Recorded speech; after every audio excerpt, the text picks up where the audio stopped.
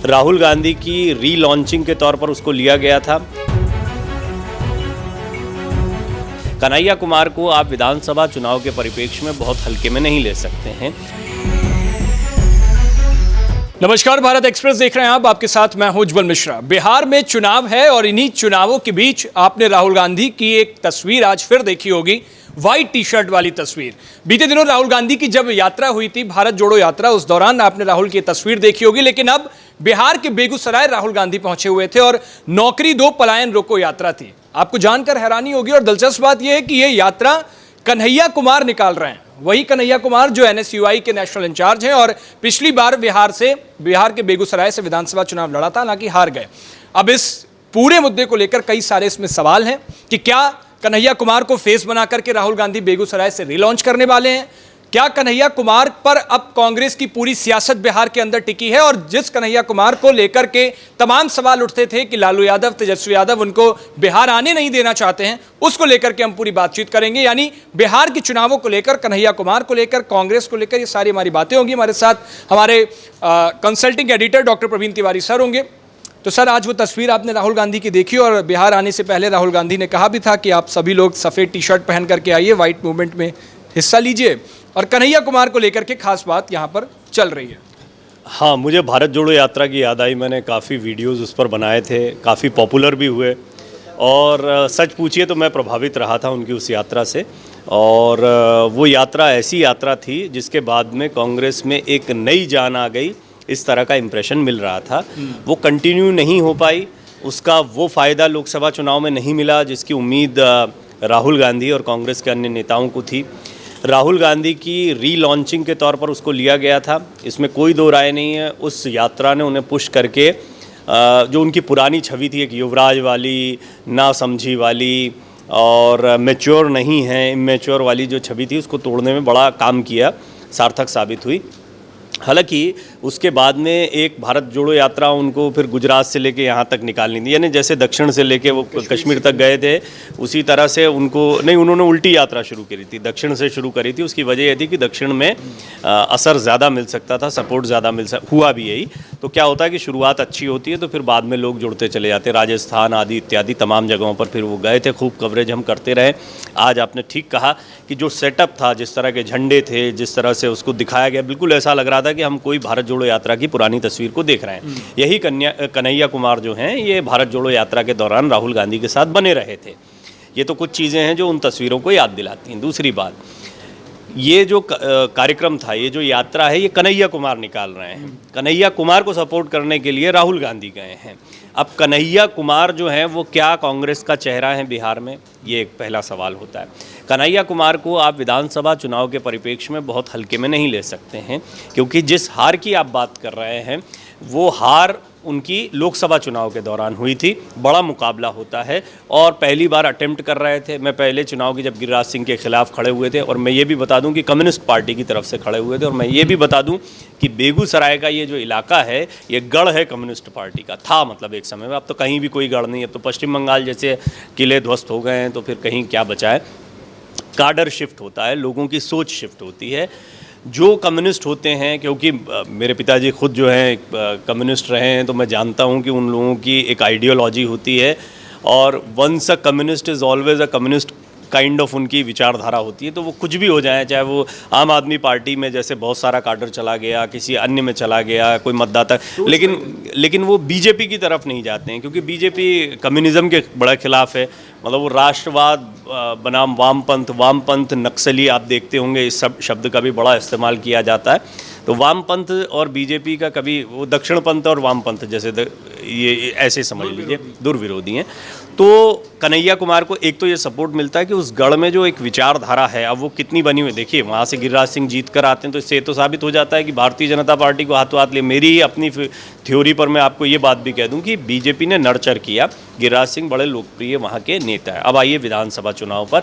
विधानसभा चुनाव के मुद्दे अलग होते हैं। विधानसभा चुनाव का मुकाबला जो है वो थोड़ा सीमित दायरे में होता है, बहुत बड़े आपको इलाके में नहीं लड़ना पड़ता है। तो कन्हैया कुमार पहले तो अव्वल लड़ते हैं नहीं लड़ते हैं विधानसभा चुनाव। मेरा ऐसा मानना है कि कन्हैया कुमार विधानसभा चुनाव लड़ सकते हैं। दूसरी चीज़ है कन्हैया कुमार कौन, मतलब कांग्रेस के लिए कितने ज़रूरी। आप कांग्रेस का, मैं आपसे पूछूं कोई दूसरा नेता बताइए, आप सोचते रह जाएंगे, दर्शक सोचते रह जाएंगे, कांग्रेस का कोई नेता याद नहीं आएगा आपको, मुझे भी याद नहीं आएगा। मैं आपसे पूछ रहा हूँ, कोई मुझसे पूछे, ऐसा नहीं कि हम नहीं जानते, पर नहीं जानते भी हैं, लेकिन ऐसा कोई चेहरा जो बहुत बड़े चेहरे के तौर पर उभर कर, और ये उस कांग्रेस की स्थिति है जो देश की एक समय पर सबसे बड़ी पार्टी हुआ करती थी। और मान लीजिए आज भी विपक्ष की सबसे बड़ी पार्टी कांग्रेस ही है, उसकी चाहे जो हालत चुनाव में होती हो, उसके चाहे आप जहाँ, लेकिन कोई जम्मू कश्मीर से लेकर केरल तक चुनाव लड़ता है तो वो कांग्रेस लड़ती है विपक्ष की तरफ से। भारतीय जनता पार्टी के सामने अगर कोई एक राष्ट्रीय दल खड़ा है तो वो कांग्रेस खड़ी है, इसमें कोई दो राय नहीं है। अब आप अलग अलग राज्यों में स्थिति देखिए, जैसे उत्तर प्रदेश में देखिए, तो उत्तर प्रदेश में कौन है बड़ा भाई? समाजवादी पार्टी है। आप महाराष्ट्र में चले जाइए, कौन है बड़ा भाई? या शरद पवार को कह लीजिए, है ना। ये सारी स्थितियां वो हैं जो कांग्रेस के लिए बिल्कुल विपरीत दिखाई पड़ती हैं, जो कि कांग्रेस का इतिहास नहीं है। कांग्रेस का इतिहास ये था कि हर जगह पर ये बड़े भाई थे, वह अव्वल तो टूट के कांग्रेस से ही गए सब। ये जितने नाम लेते हैं आप, शरद पवार का ले लीजिए, इधर लालू यादव, नीतीश कुमार, ये सब का एक समय पर बहुत पहले जब आप जाएंगे भारतीय राजनीति के इतिहास को देखेंगे तो कांग्रेस का ही हिस्सा थे। वहाँ से टूट कर इन्होंने अपने दल बनाए, जनता दल बन गया, फिर जनता दल के भी कई टुकड़े हुए, फिर जेडीयू बन गई, आरजेडी बन गई, समाजवादी पार्टी, बहुत सारी ऐसी चीज़ें होती चली गई। खैर, वो इतिहास में दफन हो गया। आज के परिप्रेक्ष्य में बात करें तो कांग्रेस के लिए रिवाइवल का एक तो बड़ा मौका है। यहाँ पर भी अगेन फिर आरजेडी बड़ा भाई है ही, मजबूरी है। जो मजबूरी आपकी महाराष्ट्र में, उत्तर प्रदेश में है, वो मजबूरी आपकी यहाँ पर भी बनती दिखाई दे रही है। तो गठबंधन जो है वो बहुत ज़रूरी है। गठबंधन का फ़ायदा किसे हो? आपने देखा लोकसभा चुनाव के दौरान समाजवादी पार्टी को अच्छा फ़ायदा हुआ, लेकिन समाजवादी पार्टी की वजह से कांग्रेस को भी रिवाइवल का एक मौका मिला। उत्तर प्रदेश की बात करें तो बिहार में भी इसी तरह से कांग्रेस को अपने रिवाइवल की चिंता ज़्यादा है। कांग्रेस थक गई है, अब छोटा भाई। यूपी में कैसे रिवाइवल मिला? मतलब कांग्रेस सीटें बढ़ी, सीटों की तादाद बढ़ी, जो कांग्रेस की जो स्थिति, अरे आप अमेठी का परसेंटेज में तो सर कोई फायदा बड़ा हुआ नहीं। देखिए, अल्टीमेटली वोट परसेंटेज की राजनीति पर आप जाएंगे तो अभी फिर वहीं फंस जाएंगे कि बसपा, जिसकी कोई सीट नहीं है, वो भी अपना क्लेम करती है कि हमारा वोटिंग परसेंटेज इतना आया है। आप वोटिंग परसेंटेज बहुत महत्वपूर्ण होता है, लेकिन अब आप देखिए कि 22% वोट लेकर आए कन्हैया कुमार लोकसभा चुनाव में, तो फिर इस लिहाज से अगर उनका आकलन करने जाएंगे तो उनकी ताकत बहुत बड़ी दिखाई देगी आपको। 22% गिरिराज सिंह के खिलाफ वोट लेकर आए थे, 2,70,000 वोट उन्होंने उस समय पर हासिल किए थे, और ये बड़ा आंकड़ा था। तो 2,70,000 रुपये, 2,70,000 वोट्स बेगूसराय में हासिल करना ये छोटी बात नहीं है। कन्हैया कुमार का कद ऐसे बढ़ता है। कांग्रेस के रिवाइवल की बात में एक बात से मैं आपकी इत्तेफाक रखता हूं कि कांग्रेस जो है जैसा रिवाइवल चाहिए वैसा मिल नहीं पा रहा है, और दरअसल मैं बात उसी छटपटाहट की कर रहा हूं कि अभी तक जो प्रयोग आजमाए हैं छोटा भाई बनकर के, हाँ नहीं इनको बढ़ावा दीजिए, ये बहुत, इस पर विरोध होता है। कांग्रेस के लिए आसान नहीं होता है। सीटों का बंटवारा जब भी होता है उनको पीछे धकेल दिया जाता है। अब यही स्थिति बिहार में बनेगी। बिहार में बोला जाए कि किसको ज़्यादा सीटें मिलनी चाहिए, आरजेडी को कि कांग्रेस को? निश्चित तौर पर आरजेडी को ज़्यादा मिलनी चाहिए। क्यों? क्योंकि आरजेडी बड़ी ताकत है वहाँ पर। लेकिन क्या इतना बड़ा डिफरेंस हो कि एकदम आपको 20% 25% पर ढकेल दिया जाए और हम ज़्यादातर सीटों पर लड़ेंगे? तो पूर्ण बहुमत के लिए आपकी स्थिति ऐसी आ जाए जैसे बीजेपी और जनता दल यूनाइटेड के बीच भी रस्साकशी होगी। ऐसे नहीं कि चुनौती सिर्फ यहाँ महागठबंधन के साथ में रहेगी। महागठबंधन से इतर आप ये देखेंगे कि ये जो बीजेपी लीड अलायंस है, या जिसको वहाँ पर आप कह दीजिए नीतीश कुमार बड़े भाई की भूमिका में दिखाई देते हैं, लेकिन सीटें कम हैं। समझ रहे हैं आप इस बात को? लेकिन यहाँ पर स्थिति अलग है। तेजस्वी यादव बड़े भाई की भूमिका में भी दिखाई दे रहे हैं और सीटें भी ज़्यादा लेकर आते हैं। कांग्रेस इस बार ज़्यादा सीटों पर चुनाव लड़ना चाहती है, अपनी स्थिति को सरकार के स्टेक के लिहाज से मजबूत करना चाहती है। मान लीजिए कल का कोई समीकरण बनता है, जनता दल यूनाइटेड को अगर आरजेडी और किसी की ज़रूरत पड़ती है तो कांग्रेस अपने आप को इस स्थिति में रखना चाहती है। बिहार की सियासत को समझिए, बिहार में बहुत ही फ्रैक्चर्ड मैंडेट मिलता है। अगर कोई एक पार्टी जैसा कि होता आया है, पूर्ण बहुमत के करीब नहीं आती, करीब ही आएगी, कोई पूर्ण बहुमत लेकर आ जाए इसके चांसेस बहुत कम लगते हैं, लेकिन अगर कोई करीब आता है तो उसके चांसेस बढ़ जाते हैं, उसके साथ सपोर्ट किसी का भी चला जाता है। अभी तक चाबी जो है वो नीतीश कुमार अपने साथ में जेब में रख के घूमते, जबकि सीटें कम हैं, बीजेपी की ज़्यादा, आरजेडी की ज़्यादा, लेकिन सत्ता की चाबी अपनी जेब में रखते कि मैं तो इसके साथ चला जाऊंगा, मैं तो इसके साथ चला जाऊंगा। ये स्थिति बनी हो, लंबे समय से बनी हो, 20 साल राज कर लिया नीतीश कुमार ने यही करते करते। कांग्रेस इस बात को भी जानती है, लेकिन इसके लिए आपके पास इतनी सीटें तो हों कि आप सरकार बनाने की या किसी की मदद करने की स्थिति में हो। कांग्रेस पहले तो आरजेडी के सामने अपने स्टेक को मजबूत करना चाहती, पहला मकसद। दूसरा अपने चेहरों को खड़ा करना चाहती है। तीसरा बड़ा मकसद ये है कि कांग्रेस एक तरीके से दबाव आरजेडी पर ये भी बना रही है कि तेजस्वी यादव आरजेडी की तरफ से कह दिया गया कि इस पर कोई विरोध नहीं है, तेजस्वी यादव हमारा चेहरा होंगे। कांग्रेस के किसी ने, अभी मैं बात कर रहा था, कांग्रेस प्रवक्ता ने बोला, और कांग्रेस प्रवक्ता ही नहीं, कांग्रेस के तमाम बड़े नेता किसी से पूछ लीजिए तो कहेंगे चुनाव के बाद में इस पर सारे नेता बैठेंगे, डिसीजन लिया जाएगा। तेजस्वी यादव निश्चित ही हमारे नेता हैं, लेकिन कौन चेहरा होगा इस पर अभी हम कैसे कह सकते हैं। यही नीतीश कुमार को लेकर बीजेपी की तरफ, लेकिन बीजेपी ने स्पष्ट किया इसको, क्योंकि वो क्लियर स्टैंड तो होगा चुनाव के बाद ही। ये याद रखिए हमें। अमित शाह गए अभी, उन्होंने भी यही बोल दिया, प्रधानमंत्री मोदी लगातार ये बोल रहे हैं। कोई कुछ भी कहता रहे, एकनाथ शिंदे को लेकर भी महाराष्ट्र में सब यही कहते थे, कोई विवाद नहीं, कोई विवाद नहीं, लेकिन बाद में हुआ ना परिवार। ये तो सीटों पर डिपेंड करता है किसकी कितनी सीटें आती हैं, सभी जानते हैं। दबाव एक होता है, जब अगर कोई पार्टी मान लीजिए 110 120 सीटें ले आई बीजेपी, तो कोई स्टेक लगा पाएगा, फिर कोई उनको समर्थन देता है, उनको किसी तरह से।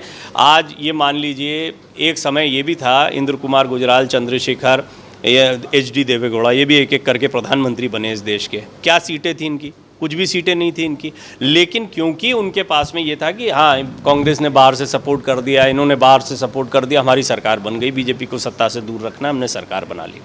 कोई सत्ता से, मधु कौड़ा निर्दलीय उम्मीदवार होते हुए बन गए थे मुख्यमंत्री। तो ये बिहार की सियासत लगभग आज तो उसी मूड में है, लेकिन अब अगर बिहार की जनता को समझ में आता है, उन्हें भी लगता है कि एक क्लियर मेजॉरिटी की सरकार बड़ी महत्व की होती, तो चाहे वो नीतीश कुमार को बनाएं, चाहे भारतीय जनता पार्टी की ताकत को और बढ़ा दे, चाहे तेजस्वी यादव को ही वो पूर्ण बहुमत दे दें। इससे बिहार चुनाव से लेकर दो चीज़ें और सवाल और निकल के आ रहे हैं। एक तो ये कि क्या, जैसे अभी राहुल गांधी ने हाल फिलहाल में इतनी यात्राएं कर ली, लेकिन उससे पहले बिहार जब चुनाव आए तब वो आए, तो बिहार की जनता को एक तरफ ये लगता है कि कांग्रेस चुनावों के टाइम एक्टिव होती है और उसके बाद फिर नॉर्मल रहती है। दूसरा सवाल ये कि क्या आपको गठबंधन जैसी कोई स्थिति दिखाई दे रही है? क्योंकि अभी दिल्ली का चुनाव हुआ या फिर हाल फिलहाल जितने चुनाव हुए, जो India alliance, so called India alliance बना पूरा, अब वो तो कहीं दिखाई नहीं दे रहा। तो और अगर ऐसा होता तो राहुल गांधी जितनी दफ़े वहाँ पहुँचे हैं तो आरजेडी का कोई नेता उनके साथ दिखाई देता, तो ये माना जाता कि मिलकर चुनाव लड़ेंगे, लेकिन अभी हाल फिलहाल में तो ऐसी स्थिति कोई दिखाई नहीं दे रही है। मैंने आज ही सवाल पूछा था, आरजेडी प्रवक्ता मेरे साथ में मौजूद थे, उनसे मैंने कहा तो बड़ी नाराज़गी के साथ बोले, अरे आप इतने सीनियर जर्नलिस्ट हैं, आप ये बोल रहे हैं। वो उनका अपना कार्यक्रम था। मैंने कहा चेहरा इनका तेजस्वी यादव है नहीं है? तो उन्होंने कहा, वो तो बोलेंगे, आरजेडी वाले तो खुल के बोल रहे हैं कि हाँ तेजस्वी यादव है, लेकिन कांग्रेस वहाँ पे भी सशंकित थी। तो आप देखिए, अगर मुझे पैनल पर लड़वाना हो कांग्रेस और आरजेडी को, तो मेरे पास में बड़ा आसान सवाल होंगे कि वो उन दोनों को एक तरह से एक असमंजस की स्थिति में डाल दिया जाए। ये ऐसा नहीं कि ये हमारा प्रयास है या हम ऐसा करते हैं, ये स्थिति है वहाँ पर, इसको स्वीकार करना पड़ेगा कि आरजेडी हो, कांग्रेस हो, भारतीय जनता पार्टी, जनता दल यूनाइटेड, ये उनके साथ भी दिक्कत है। ये सिर्फ ऐसा नहीं है कि इंडिया अलायंस की आप बात कर रहे हैं। गठबंधन धर्म जहाँ पर भी निभाया जाता है वहाँ पर ये चुनौतियाँ आती है। एकनाथ शिंदे नहीं नाराज़ होकर चले गए थे। मैं बार बार एग्जाम्पल इसलिए देता हूँ क्योंकि रिसेंट है, और मैं महाराष्ट्र की सियासत को फिलहाल, हालांकि हर राज्य की सियासत अलग होती है, लेकिन महाराष्ट्र की सियासत को बहुत करीब पाता हूँ। अगर आप गठबंधन की सियासत के लिहाज से देखते हैं बिहार को, तो कुछ उत्तर प्रदेश का भी वही हाल रहता है। लेकिन वर्तमान में बिहार की सियासत में ये बात बहुत स्पष्ट है कि आपने बिल्कुल ठीक कहा कि कांग्रेस जो है वो चुनाव के समय पर दिखाई देती है। राहुल गांधी पर भी ये आरोप कई बार लगते रहे हैं कि वो एक समय तो एकदम से इतने एक्टिव हो जाएंगे कि देश में परिवर्तन कर देंगे, फिर एकदम से गायब हो जाएंगे, बहुत दिनों तक उनका आता पता नहीं रहेगा, किसी चुनाव में नहीं दिखाई देंगे। इसी यात्रा को लीजिए, अगर मेहनत कर ही रहे थे और उनके कुछ मिनट रुकने या कुछ देर चले, 1 किलोमीटर चलें करीब यात्रा में से अगर कोई फ़र्क पड़ता है या ये खबर बनती है, तो उनको यात्रा को और तेज़ी से पूरे बिहार में यात्रा निकालनी चाहिए थी। अब ये अपना कांग्रेस का मसला है, उनकी व्यवस्थाएं होंगी राहुल गांधी जी की, और हो सकता है पार्टी की अपनी ये सोच रही हो कि नहीं इससे बहुत फ़ायदा नहीं होगा। जो भी हो वो उनका अपना डिसीजन है। आमतौर पर हमें ये लगता है कि जिस तरह का इम्पैक्ट पड़ा था राहुल गांधी की भारत जोड़ो यात्रा का, वो यात्राएं अगर और करते और निकालते, ऐसा बहुत लोगों का मानना था। मुझे याद है कि प्रशांत किशोर भी इस बात को पहले कह चुके हैं। एक समय जब कांग्रेस से उनकी नज़दीकियाँ चल रही थी, वो रणनीति बनाने पर विचार कर रहे थे कि ये एक अच्छा प्रयोग हो सकता है। और आप देखिए, कई विरोधी थे जिन्होंने राहुल गांधी की यात्रा का समर्थन किया था या उसको अच्छा बताया था, एक अच्छा प्रयास बताया था, लेकिन फिर उसको कंटिन्यू नहीं किया। फिर कोई राहुल गांधी की यात्रा आप नहीं देखते हैं, वो थक गए या उनको खुद वो बहुत इम्पैक्टफुल नहीं लगता। ये सब बातें आप जब बिहार के लिए कह रहे हैं, ऐसा तो नहीं कांग्रेस पार्टी ने सोचा, जैसे अभी प्रशांत किशोर ने पूरी पदयात्रा निकाली थी, पूरा बिहार के गाँव गाँव घूमे थे, लेकिन जब उपचुनाव हुए तो कुछ भी वो सफलता हासिल, क्योंकि नेताओं के लिए बड़ी सफलता क्या होती है? चुनाव में सीटें जीत करके आना, वोट परसेंटेज होना। वो ऐसा कुछ प्रशांत किशोर को दिखा नहीं। तो ऐसा तो नहीं कांग्रेस ने सोचा हो कि पदयात्रा का कोई लाभ बिहार के अंदर मिलेगा? देखिए, अगर आपके जहन में भी ये चल रहा है कि कांग्रेस बिल्कुल ध्वस्त है, कांग्रेस कुछ नहीं कर पाएगी, तो मैं कहूँगा कि इसको भी निकालिए। बीइंग अ जर्नलिस्ट हम ये बात जानते हैं कि ऊँट किस करवट बैठ जाए ये तो नतीजों के बाद पता चलता है। इसमें कोई संदेह नहीं है कि भारतीय जनता पार्टी अपने एक अश्वमेध यज्ञ को चला रही है और विजय रथ अभी तक कोई रोक नहीं पाया है। यहाँ तक कि असंभव सी दिखने वाली लड़ाइयाँ, जैसे हरियाणा तो लग ही रहा था, सारे के सारे एनालिस्ट कह चुके थे कि नहीं ये तो कांग्रेस इस बार निकाल ले जाएगी।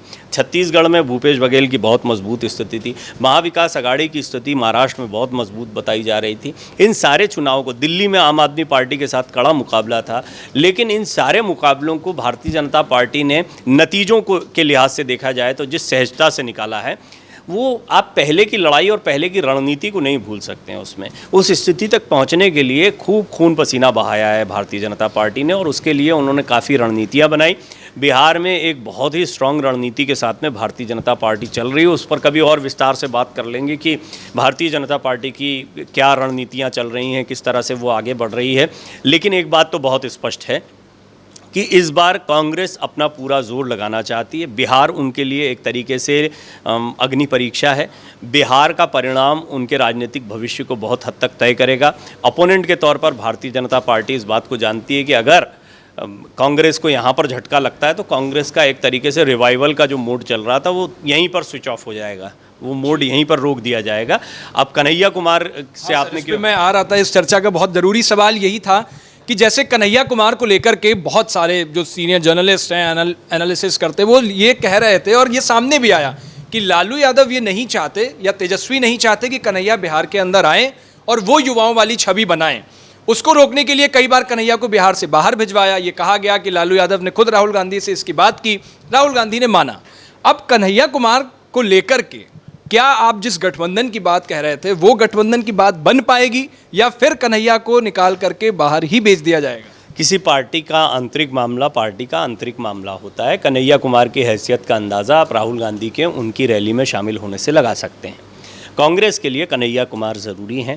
कांग्रेस का चेहरा कन्हैया कुमार हो सकते हैं, इस बात में भी मुझे तो कोई आपत्ति दिखाई नहीं पड़ती, कोई संदेह नहीं। मैंने पहले ही आपको कहा कोई और चेहरे के बारे में पूछूंगा तो चेहरा नहीं मिलेगा। कन्हैया कुमार ने अपनी एक छवि बनाई है।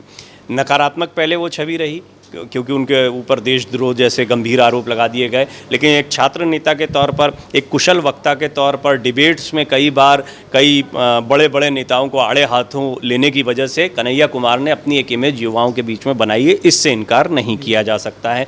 प्रशांत किशोर एक दूसरा फैक्टर हैं जो बिहार में इस वक्त क्यों हैं, ये सब फैक्टर क्यों आए सामने। दरअसल 50% से ज़्यादा मतदाता जो होगा वो युवा मतदाता होगा और इस बार बिहार में डिसिसिव है। युवाओं की सबसे बड़ी चुनौती क्या होती है? सबसे बड़ा उनके दिमाग में पहले आता है रोजगार, करियर, यहाँ पर कितने संसाधन। पलायन क्यों? दूसरी बात वही उसी से जुड़ा हुआ है कि आपको यहाँ रोज़गार नहीं मिल रहा है तो आपको भागकर कहीं और काम करना पड़ेगा। आपको कहीं भागना ना पड़े इसके लिए आपको यहाँ रोज़गार दिया जाए, आपको यहाँ रोज़गार की संभावनाएं मिलेंगी। ये मुद्दा हर एक तरफ से उठाया जाएगा।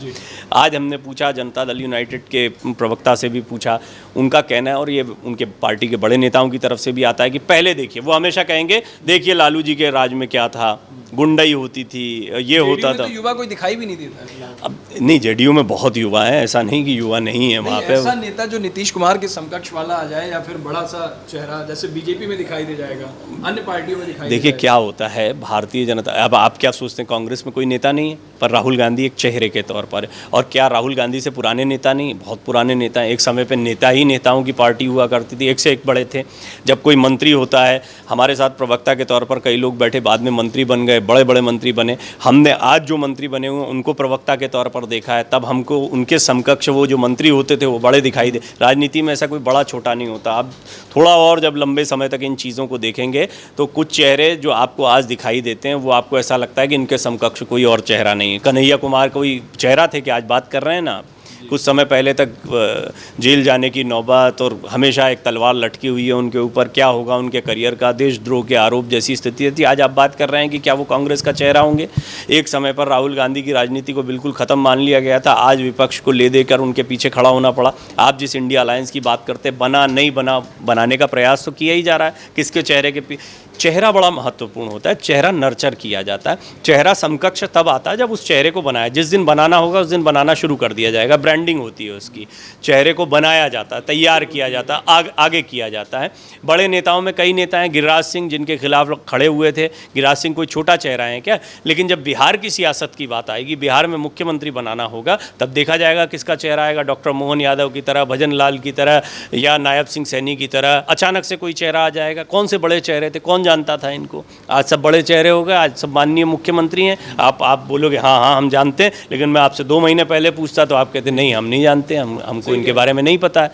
मैंने इनकी सियासत देखी, इनसे सीनियर नेता और बड़े चेहरे वहाँ मौजूद हैं। समकक्ष नहीं, इनसे बहुत आगे के नेता हैं जो लंबे समय से इंतज़ार कर रहे हैं कि उनको कब ये बड़ा पद मिले, लेकिन मिल जाता है। ये राजनीति में ये सब नहीं सोचा जाता है।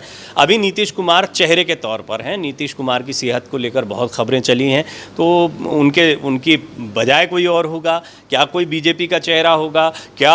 जेडीयू की तरफ से ही कोई चेहरा निकल कर आ जाएगा? उनके बेटे आ ही गए ना, अभी तक कोई नहीं जानता था उनके बेटे को, नीतीश कुमार के बेटे को। अब लेकिन वो धीरे धीरे ना सिर्फ बयान दे रहे हैं बल्कि सामने आ रहे हैं राजनीति में। लेकिन सर आपने वो नहीं बताया, लालू यादव को रोकने वाला जिस तरीके से वो कन्हैया के लिए बोलते हैं। नहीं, मेरा ये मानना है, मतलब ओवरऑल अगर इस बात का लबोलुबाव आप देखें तो ये आंतरिक मामला है। मैं पहले ही कहा आपको, ये कांग्रेस का आंतरिक मामला। ऐसा लगता है कि कन्हैया की एक्सेप्टेबिलिटी वो कभी नहीं चाहते। कन्हैया मेरे लगने नहीं लगने से कोई मतलब भी नहीं, ये सिद्धांत ही नहीं है। कांग्रेस अपनी पार्टी में क्या करती है और आरजेडी क्या करती। कल के दिन ये बोले, कांग्रेस वाले बोले कि नहीं आपको इनको नहीं रखना चाहिए, इनको रखना चाहिए। तो फैसला सर उनका हो सकता है। मैं ये कह रहा हूँ, बीइंग अ जर्नलिस्ट, आपको ये लगता है कि ये आप तेजस्वी यादव कभी एक्सेप्ट नहीं करेंगे कि कन्हैया आ जाएं, उस तरीके से उठ जाएं, उनके समकक्ष खड़ा होकर के उनके चेहरे, मतलब उनके एक बड़ा अपोनेंट बन जाएं? जो बात मैंने पहले कही थी कि आरजेडी के ऊपर कांग्रेस का एक दबाव है, जिसको नहीं चाहेंगे उसी को तो खड़ा करेंगे ना सामने। दबाव कैसे बनेगा? आप जो चाहोगे मैं वही कर दूं तो मुझ पर दबाव क्या बना? फिर दबाव क्या हुआ? जो मैं आपको शुरुआत से कह रहा हूं कि कांग्रेस का एक दबाव आरजेडी के ऊपर टिकटों के बंटवारे के पहले, वो कन्हैया के थ्रू हो या रैलियों के थ्रू हो, चाहे मुद्दों के थ्रू हो, कि आप चलो नहीं कर रहे हो, हम आपके खिलाफ लड़ेंगे चुनाव। आपके खिलाफ लड़ेंगे तो आपका निश्चित ही नुकसान होना है, आपका फ़ायदा होगा हमारे साथ लड़कर। आपको लगता है हमारा फ़ायदा होगा आपके साथ लड़कर, लेकिन हम आपको ये जताना चाहते हैं कि आपका भी फ़ायदा हमारे साथ लड़कर हो रहा है। अगर हम आपके खिलाफ खड़े हो जाएं, आम आदमी पार्टी और कांग्रेस मिलकर चुनाव लड़ लेते दिल्ली में, तो ये बीजेपी को ये जीत मिलती क्या? नहीं मिलती ना। लड़े इसी बात पे तो ना, यही जो आप प्रश्न पूछ रहे हैं यही स्थिति बनी वहाँ पर।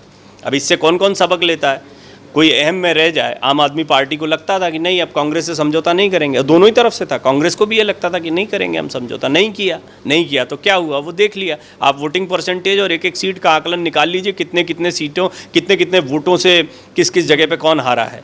यहाँ तक कि अरविंद केजरीवाल की हार की एनालिसिस कर लीजिए, जो परवेश वर्मा के खिलाफ वो हारे, उसकी एनालिसिस कर लीजिए तो आप देखेंगे कि संदीप दीक्षित कितने वोट लेकर आए हैं वहाँ पर। आप इस डिफरेंस को जब निकालते हैं तो इसका बड़ा इम्पैक्ट पड़ता है। कांग्रेस बेशक नहीं जीत रही है, लेकिन वो हराने की स्थिति में तो है, तो ये दबाव बनता है आरजेडी पर सीधा सीधा। इस बात को दोनों पार्टियां जानती हैं। कांग्रेस को भी कुछ नहीं मिलेगा, आरजेडी को। लेकिन एक देखो भैया, मुझे अगर अभी नहीं दोगे, और तो दबाव समझ रहे हैं आप, बार्गेन जो होता है सीटों के बंटवारे का वो इसी स्तर पर होता है कि तुम मुझे समझ क्या रहे हो, तो मुझे कुछ नहीं दोगे। तो ये एक तो ये हो गया यहाँ पर पर्पस जो मुझे समझ में आता है। बाकी सबकी अपनी अपनी एनालिसिस होगी। कोई प्रवक्ता, कोई पार्टी का नेता इस बात को स्वीकार नहीं करेगा, हकीकत यही होती है। और दूसरी बात है एक अपने चेहरों को आगे बढ़ाना, क्योंकि एक चेहरा कन्हैया कुमार ऐसा नहीं कि बेगूसराय तक सिर्फ घूमते रहेंगे। वो वहाँ पर कितनी विधानसभा सीटें होंगी जिनको वो इम्पैक्ट कर सकते हैं। बिहार के चुनाव प्रचार के दौरान वो कितने काम आ सकते हैं जब उनके चेहरे को आगे बढ़ाया जाए। तो तेजस्वी क्या सोचते हैं क्या नहीं सोचते इससे क्या फ़र्क पड़ता है कांग्रेस को? कांग्रेस अपनी राजनीति को देखेगी, जिन सीटों को बंटवारे के दौरान वो पाएगी या सीटों का बंटवारा होगा जो उनको मिलेगी उस पर फोकस करेगी, और उससे पहले ज़्यादा से ज़्यादा सीटें मिले इसका प्रयास करेगी। वो भी जानते हैं कि प्रशांत किशोर भी इस बार चुनाव लड़ रहे हैं। प्रशांत किशोर का समीकरण किसके साथ बनता है नहीं बनता है, वो किसी को नुकसान ही पहुंचाएंगे या किसी को फायदा पहुंचाएंगे, यही स्थिति उनकी है। वोट कटुआ जो होता है वो चुनाव में बड़ा इंपॉर्टेंट होता है। बीजेपी ने इसके महत्व को हर चुनाव में देखा है। चाहे निर्दलीय उम्मीदवार हो, चाहे छोटे दलों का उतरना हो, चाहे दो दलों का समीकरण न बन पाना हो, ये बीजेपी की अपनी एक बड़ी रणनीति रही है, जो मैं अभी आपको कह रहा था कि बीजेपी की रणनीति पर फिर बात हो सकती है।